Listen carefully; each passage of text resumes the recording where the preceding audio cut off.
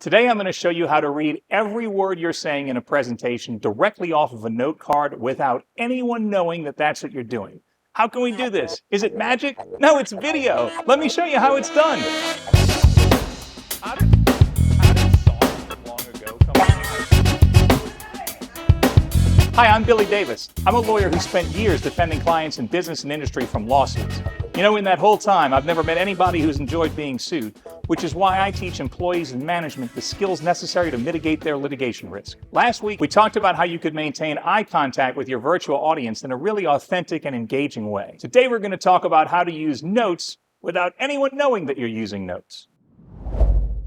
Before I get too burned in the comments, I want to say that as a professional public speaker, I'm not really that big of a fan of using notes.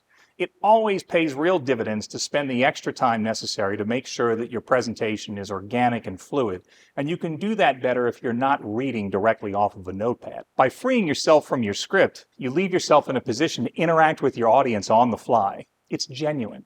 Think about it this way.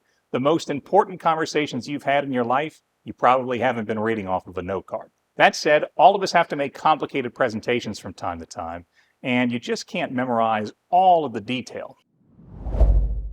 In my court presentations, I use an outline of topics that I like to cover.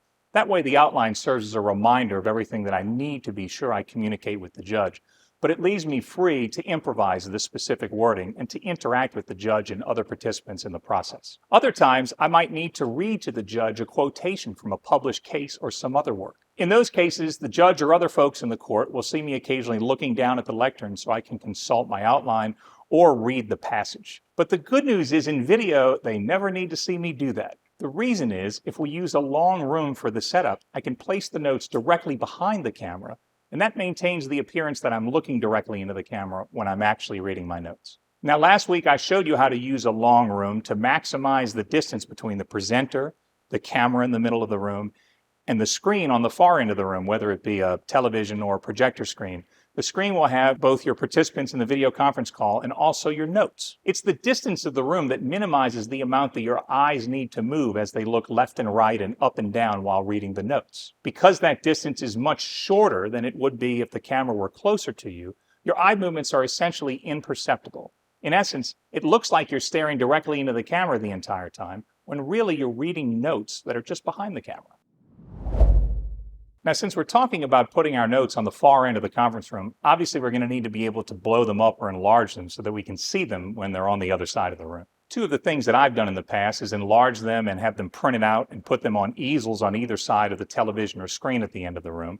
You can also put your notes in a PowerPoint presentation and just simply run it alongside your video conferencing software so that on one side of the screen you see the participants, and on the other side you have your notes. Another trick is to use a wireless presentation device to click through your slides. They make those devices so small they can fit in your hand and no one will know that you're operating your slideshow.